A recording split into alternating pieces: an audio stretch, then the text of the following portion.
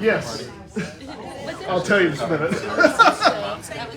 Okay, so hey, great to see you.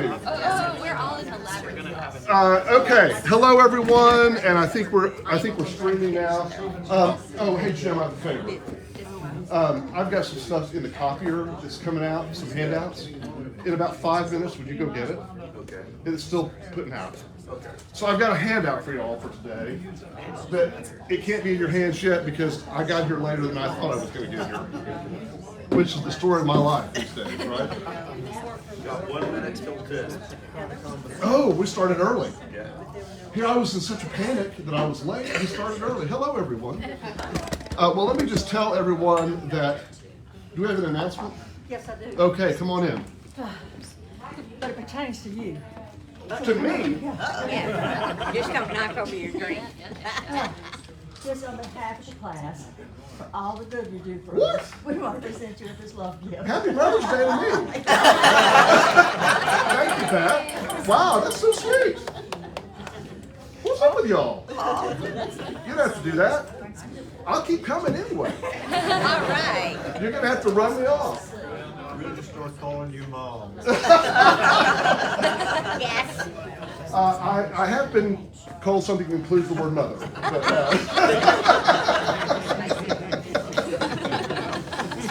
I don't think that's what you had in mind. Okay. So we're glad to have, what's the name of y'all's class? Labyrinth. See, I've been gone from staff 2 years, I forget important stuff.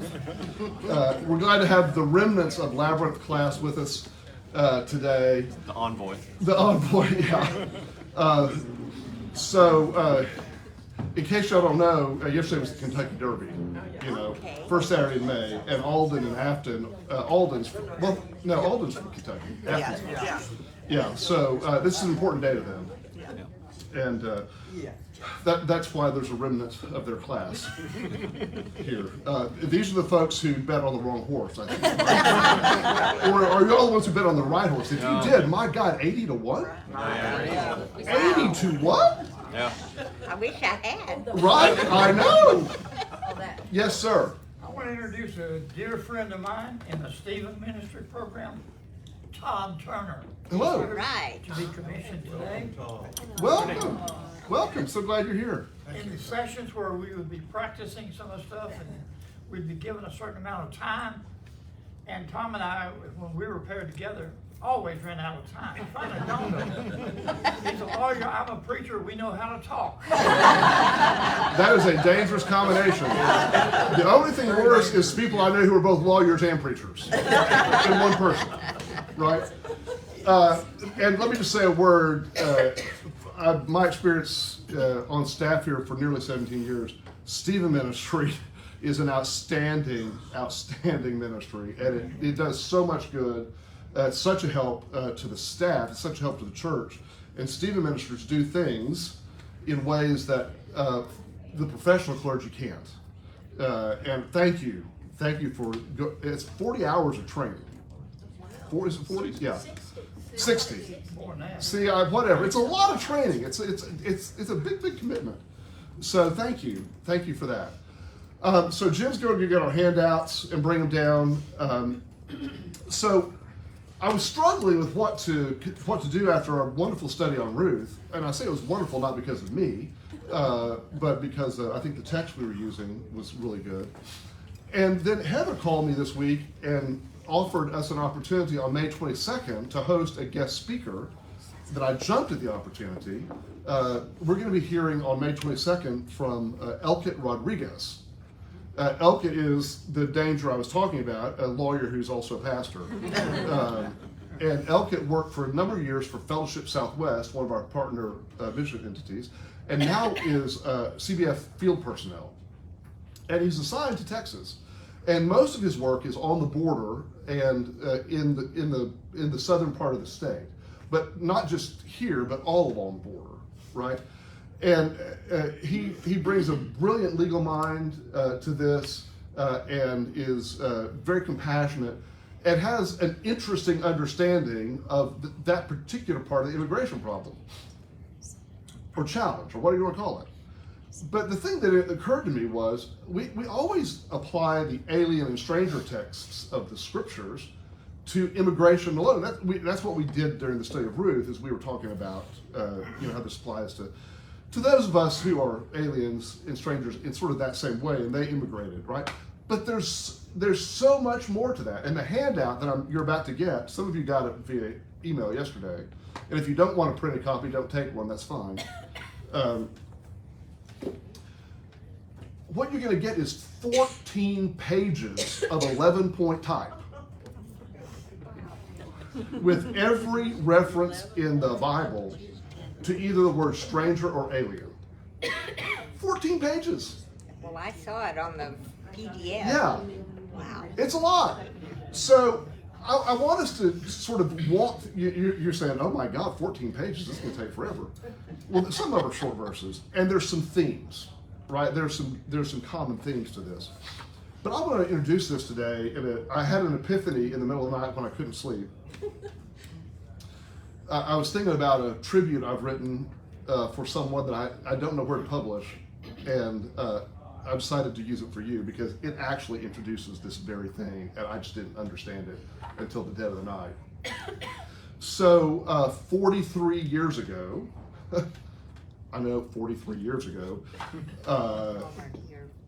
I was between my junior and senior year of high school. Had lived in Moore, Oklahoma, which, by the way, last week was the anniversary of the first F5 tornado in Moore that destroyed the house I grew up in, but we weren't there anymore. We've been gone. So most of you would not be surprised to know that I was an overachieving kid in junior high and high school. Editor of the yearbook, 8th grade, 9th grade, 10th grade, 11th grade, 12th grade.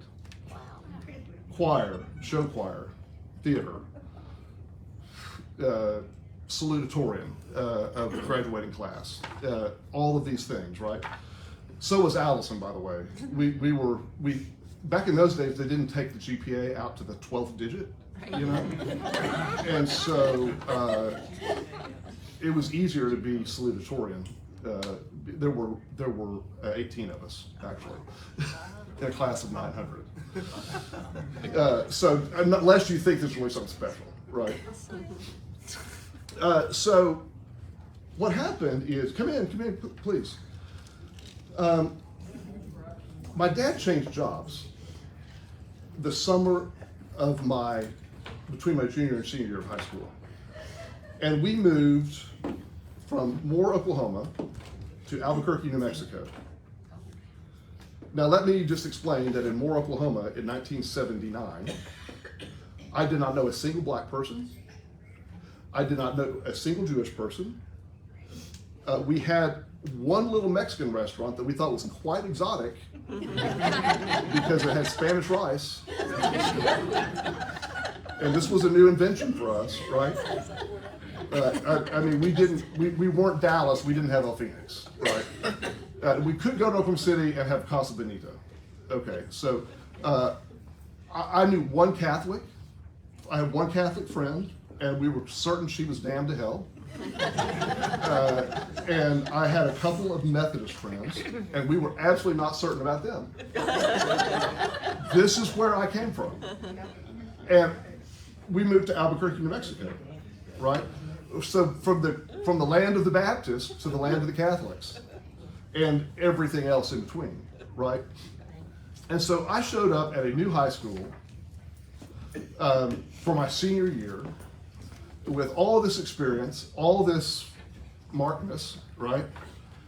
And ended up at one of the largest high schools in Albuquerque. There was a new yearbook advisor that year who had just come into the job. They had not named an editor yet. We knew this because we investigated it. This sounds like Tiger Mom, doesn't it? Yeah, okay. I am an only child. Here's what happened.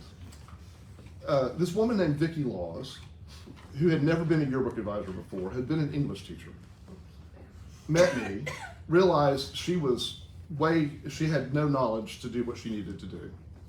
I had all these years of experience. The yearbook I had edited my junior year of high school was a national award-winning book. So, I mean, I came, you know, I'm not a football star, right? But I came with some credentials. But she also knew I didn't know anybody at this high school. Nobody. And nobody knew me. And she did something that was the cleverest thing, looking back, I could ever think of. She named co-editors. It was me and a guy named Eric Maddie, who had been there forever and was known by everybody, knew everybody, was just a gadfly of the entire campus. There was nobody's business Eric didn't know. And Eric and I got paired up together and we became friends. And here's what happened to me. I was an alien and a stranger in a new place. I knew nobody. I had some skills to offer. I was eager. I jumped in, did all the things I was doing before, managed to find my way, because I'm a severe extrovert, y'all, in case you didn't know. And Eric died a few weeks ago. Tuesday. Stayed in touch? Yes. Tuesday, a week ago, I flew to Albuquerque and back in the same day to go to Eric's funeral. Eric was 59.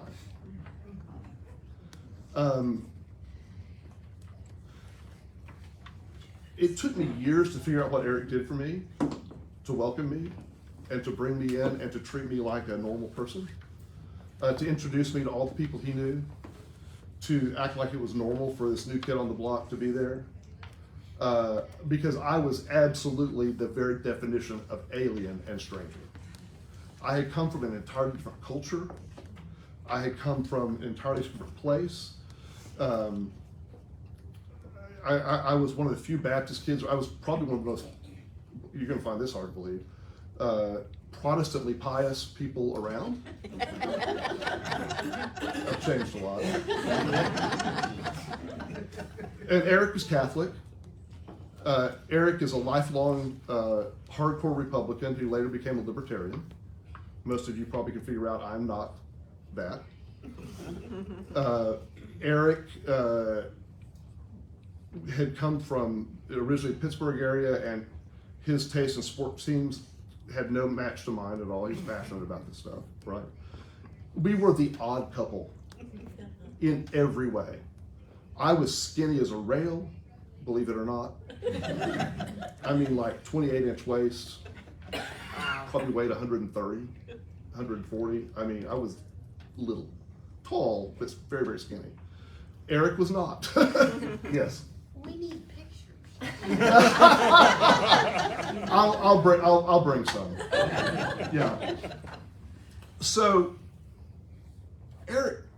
Eric's life peaked in high school. That's just the sad truth of the matter. And here's what happened.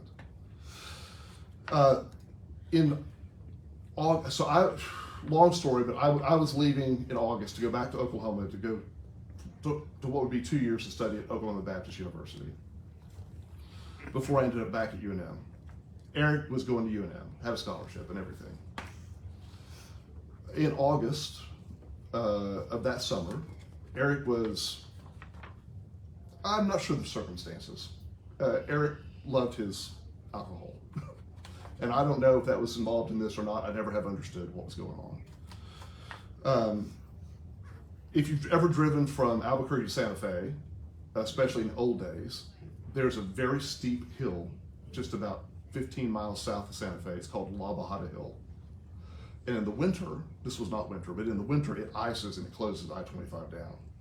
But they've improved it a lot in recent years. But in 1979, everyone talked about the hazard of La Bajada Hill. Long story short, August 1979, I'm sorry, this was 1980 by this point, August 1980. Eric is driving by himself and has a horrific automobile accident on La Bajada Hill on I-25. And one of the last things I did before packing up to go to Oklahoma, to go back to Oklahoma to school, was I went to visit Eric in the hospital. And I was heading off to college, and he was not.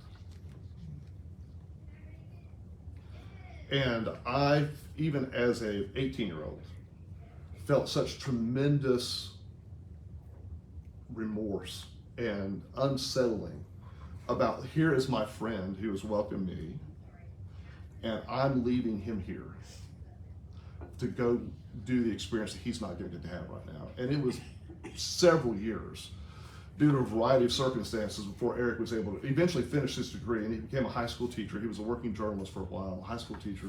Then his health completely fell apart.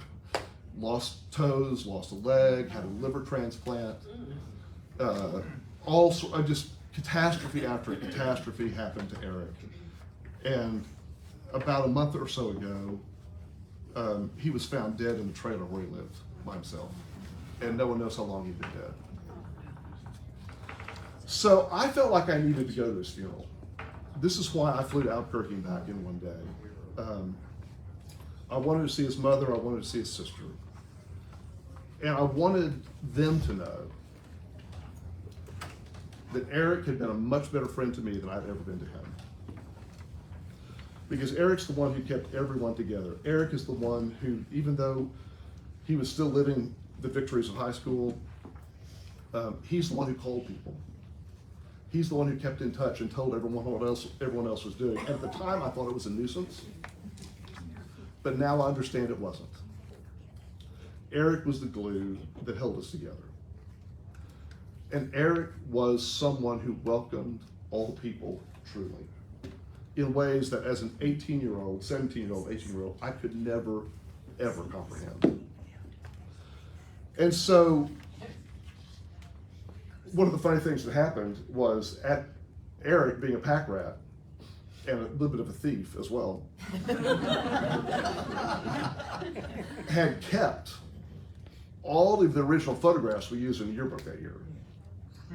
He had a huge stack of them. Now this was the day when we were, using Canon AE1s, and we're taking on photos, and the students were processing them in a little makeshift lab and all that. And Eric had saved all of them, and his sister brought them to the funeral, and we got to plow through them and take out the ones we wanted. And I found a photograph of me in choir, and I found that photograph of Allison and me together when we did not know each other, when we were what's called the top 20 students in our graduating class. I found that photo as well. That's a gift. It was a tremendous gift. I was looking for another photo. Allison's never forgiven me for one thing, by the way. She was, Nancy, she was a theater student all the way through high school, and she was in, is it Death on the Nile? What's the stage version? Murder on the Orient Express, Death on the Nile? Yeah. Death on the Nile was the Agatha Christie. Yeah, the Agatha Christie. Yeah. So she was in that student production our senior year. And the photo was sort of a long, wide photo, and we didn't have room in the slot in the yearbook, so we had to crop it. And Allison got cropped out. Like, here's everyone who was on stage with her, and here's where she would have been.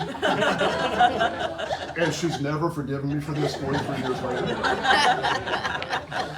And I desperately wanted to find that photograph to bring it to her, to let her see where the crop mark was, and it wasn't there. Somebody else had happened to it. Or maybe someone else took it already. I don't know. That was sad. So why did I tell you this long, sordid story about my high school friend? I think this is a good introduction to this concept. Say, all of us, at some point in our lives, are aliens and strangers. We all end up in places where we don't fit. And if we're lucky, if we're really, really fortunate, someone comes along and holds out a hand to us and welcomes us. I'm sure you can think of places you've been in your life, experiences you've had. Jim?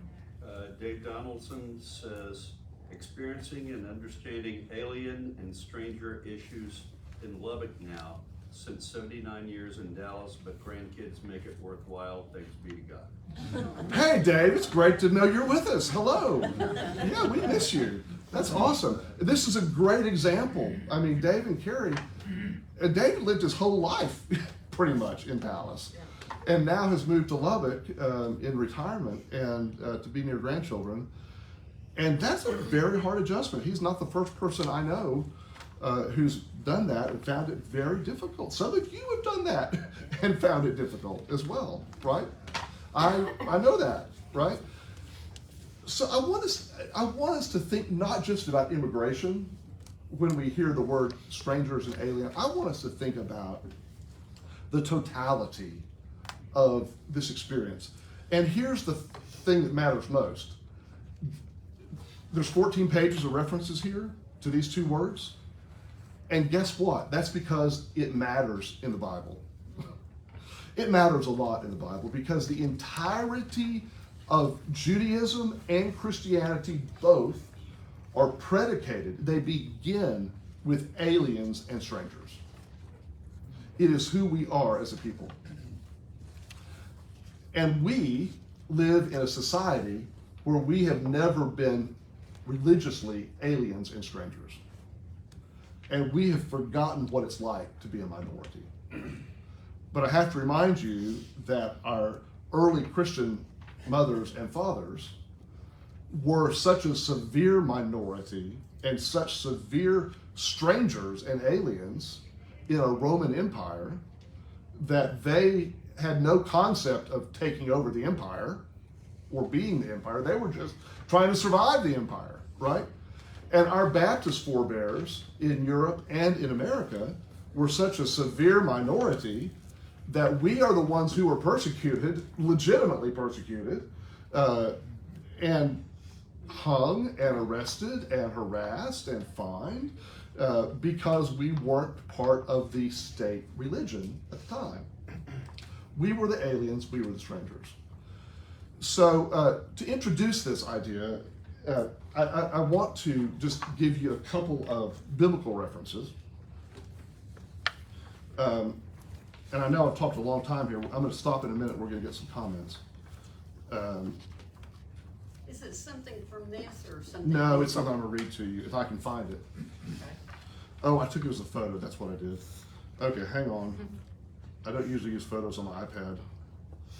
So now I have to find them. You may have cropped it out.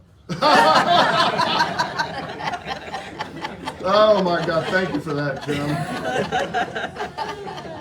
Not only that, it allows me to stall while I'm looking for the photo app that I can't seem to find because it's not where it is on my phone. Some of y'all may be more organized than me. You maybe you organize your iPad and your phone in the same order. That I don't. Okay, here we go. So there are two key words here that I want to introduce to you because of course we have to talk about the Hebrew and the Greek.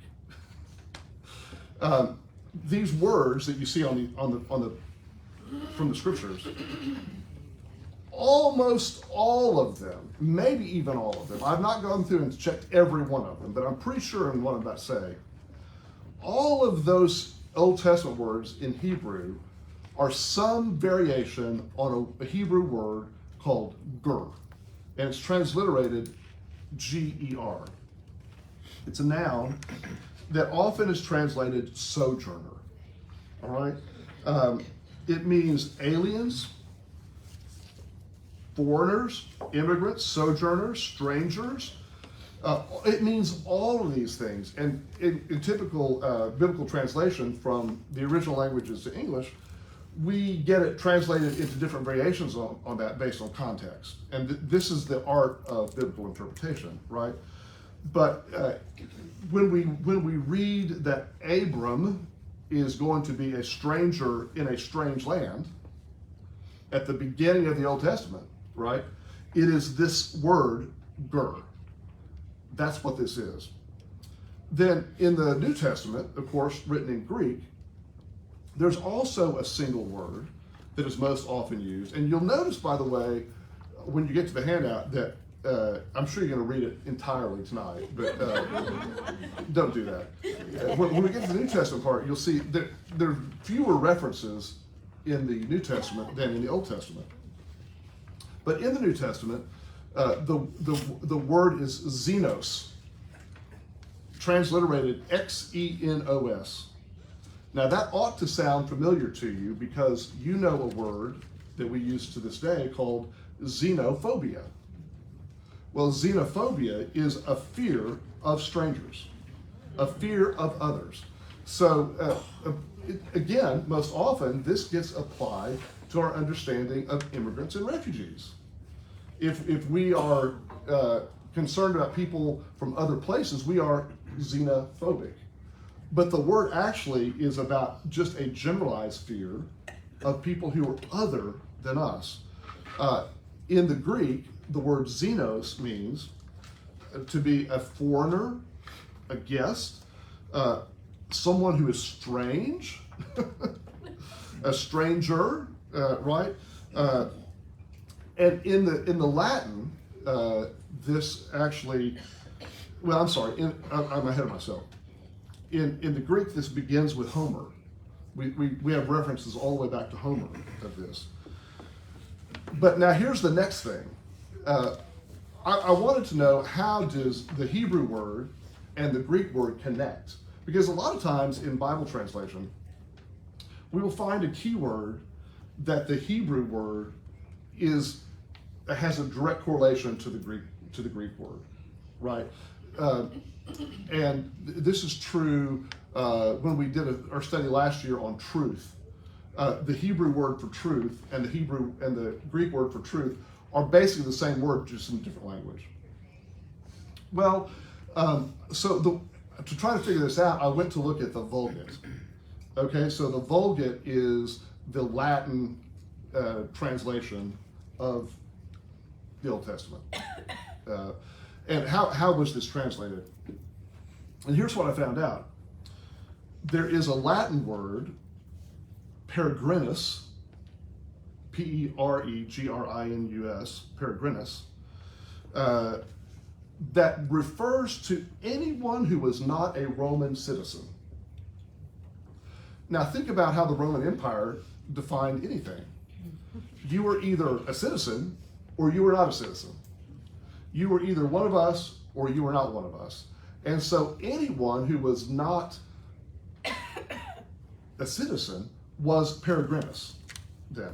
So this Latin word that means foreigner or one from abroad is related to the Latin adverb perigre, meaning abroad, and composed of per, meaning through, P-E-R, per, through, and an assimilated form of auger, meaning field or country, or over the lands. So it means someone who is from abroad.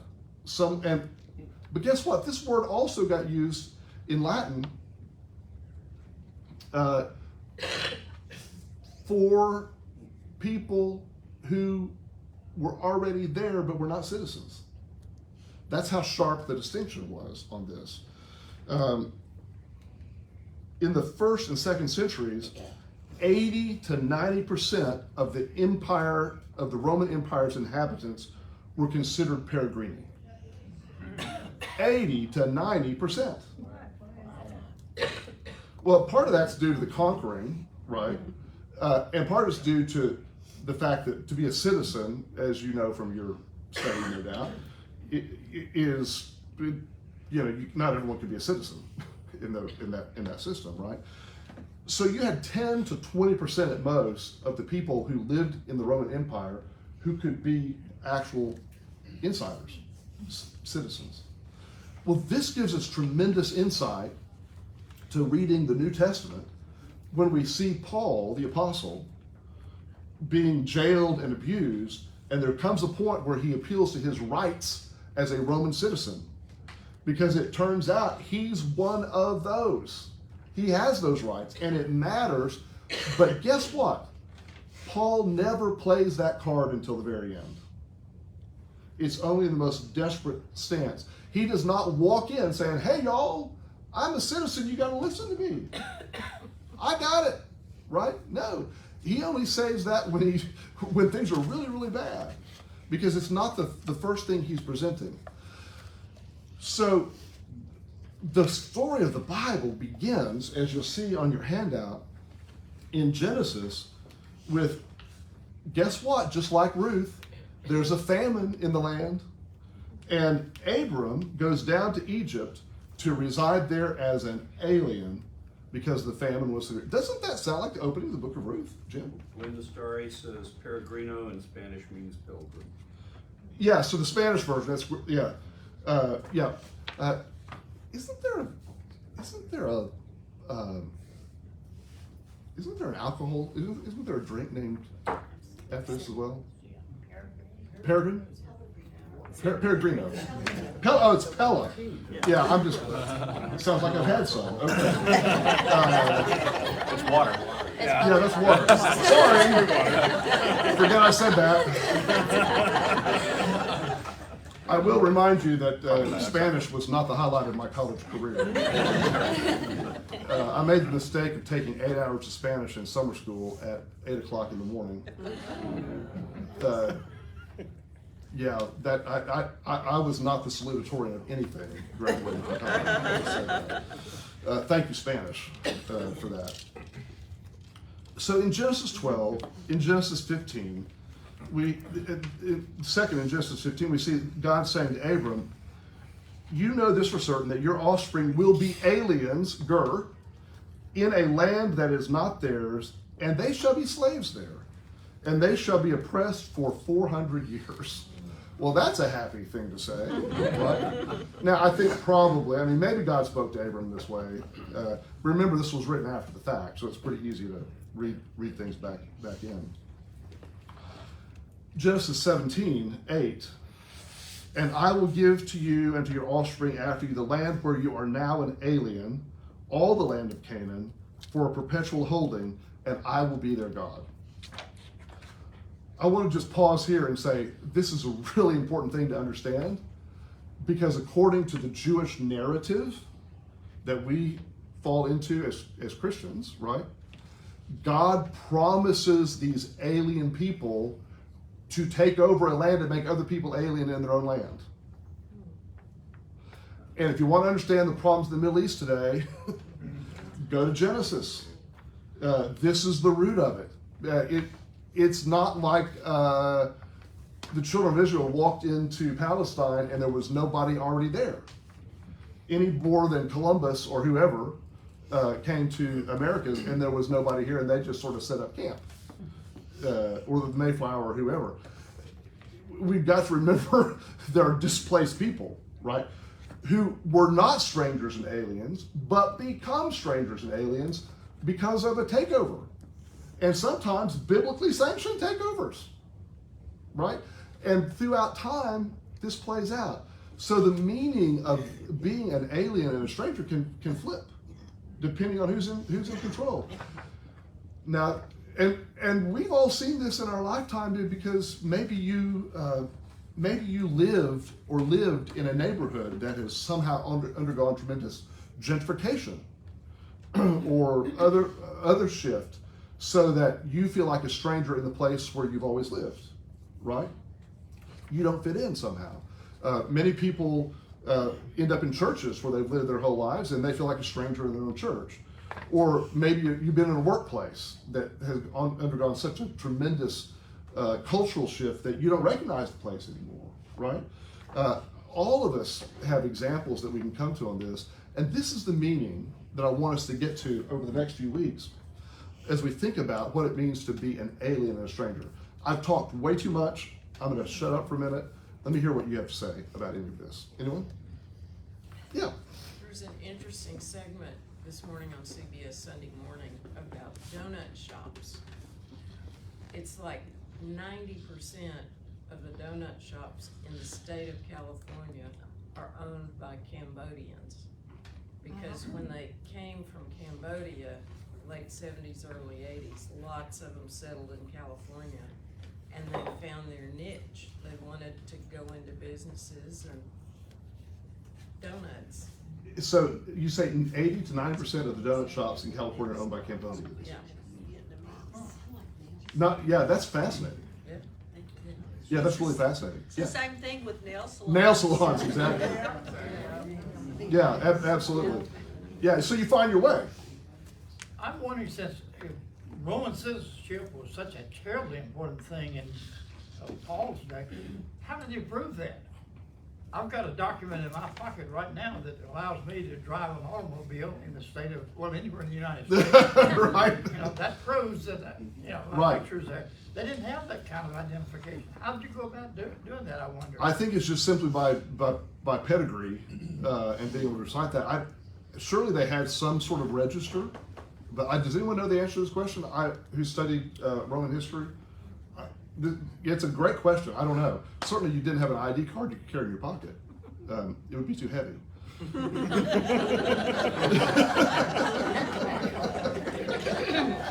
Great question, though. Carolyn. I was just thinking that growing up on the mission field, I was an alien several times. I came back to the 6th grade. I didn't know anything about the United States that I couldn't remember, and I was an alien. And then I came back for high school, Yeah. and I was an alien. And this class right here is the place that I have felt the most at home. This church and this class is the place that I have felt the most at home, and the happiest. Well, that is so sweet, Carolyn. Thank you. But I think this is a great illustration.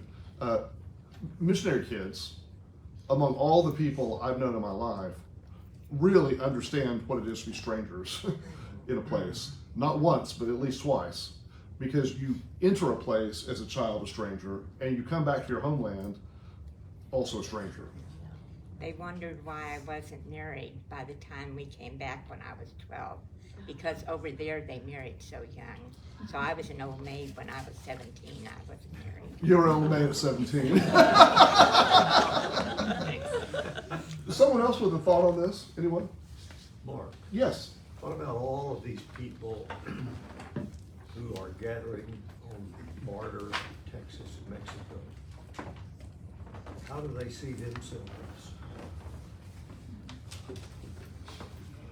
So the question Jim has asked is about all the people who are gathering on the border trying to come into the United States. You know, how do they see themselves?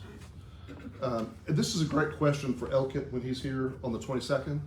I'll tell you what I think my answer is, but I'll be interested to know if Elkett says this or something else, because he has a lot more experience than I do.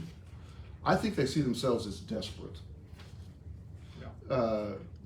Almost all immigration, in a refugee sense, in world history, has been driven by desperation.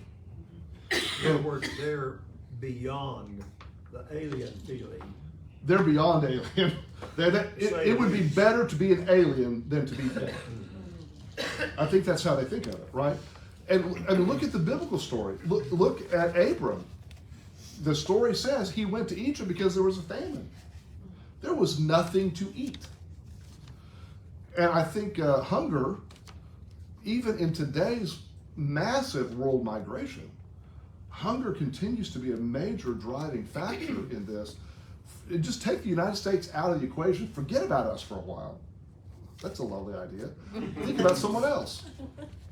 Hang on one second. There's other parts of the world where there's massive migration going that has nothing to do with the United States per se, that is driven by hunger. Yes. Talking about the people down at the border, do you see any of the evangelicals or the super conservative people? Do you think they've been? How does what's going on down there tie into what Jesus said in Matthew? Okay, so this is a great question. Marilyn's asking about concerning evangelicals today, and I'm very happy to report that there is a tremendous movement among the evangelical church in America today. Not all of it, but among the big stakeholders, including the National Association of Evangelicals and a whole bunch of megachurch pastors who are really on board with the desperate need for immigration reform in the United States and for finding a way to be reasonable about all of this. So much so that just this past week, a group of, I think, several hundred evangelicals, bona fide evangelicals, descended on Capitol Hill and had an intentional lobbying effort with their senators on this very issue. And so there are some wonderful groups you can follow. There's a group called the Evangelical Immigration Roundtable. folks, these are very, very conservative theological people, right? But they read the scripture in the way you're saying, right? The National Association of Evangelicals is there. There's another group that we follow a lot called the National Immigration Forum that's a broader coalition on this. Even the Southern Baptist Ethics and Religious Liberty Commission is on board with this. Much to the chagrin of some people in the SBC. This is one of the reasons their former president, Russell Moore, left, among others. But he sort of got run off because he was pro-reasonable immigration, right? Because he's reading the Bible and saying we've got to welcome aliens and strangers. Well, the question is not the question is how, right? It's a how question, not an if. But it's been turned into something else. And again, I think this goes to all of us in our own experience. Because when you can put yourself in the shoes of someone else, it changes the way you see things. Dwayne?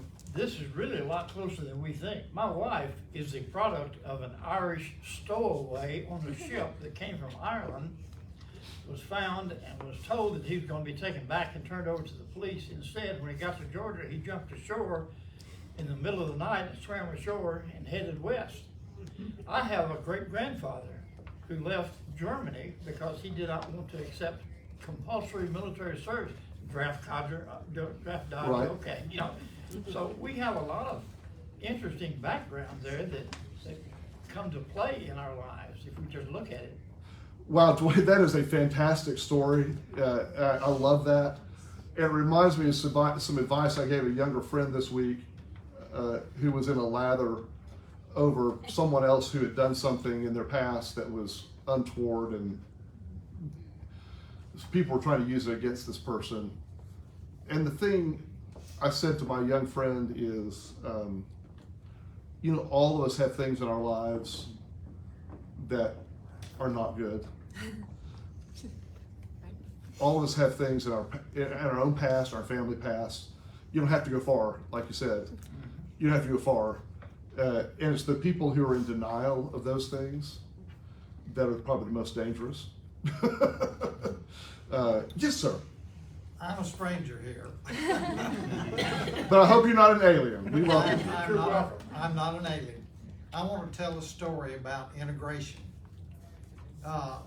When I was growing up in the 1960s, they were trying to integrate all of the schools in Texas.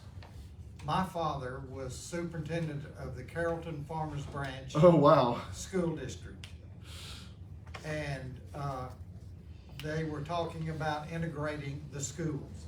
And I can't tell you of the lost sleep that he had because the law in the state of Texas said he was going to have to stand at the door of the schoolhouse and deny 14 little black kids from going to school with the white kids. And that hurt him more than anything you could ever imagine. Fortunately, for him, he had a heart attack and died and never had to stand. Oh my God. But the 14 black kids came to the school and were welcomed, and we never had a problem. What a story. And Oh my goodness. That's just, and they were treated like strangers everywhere. Yeah. Okay, we are way out of time. I've gone over.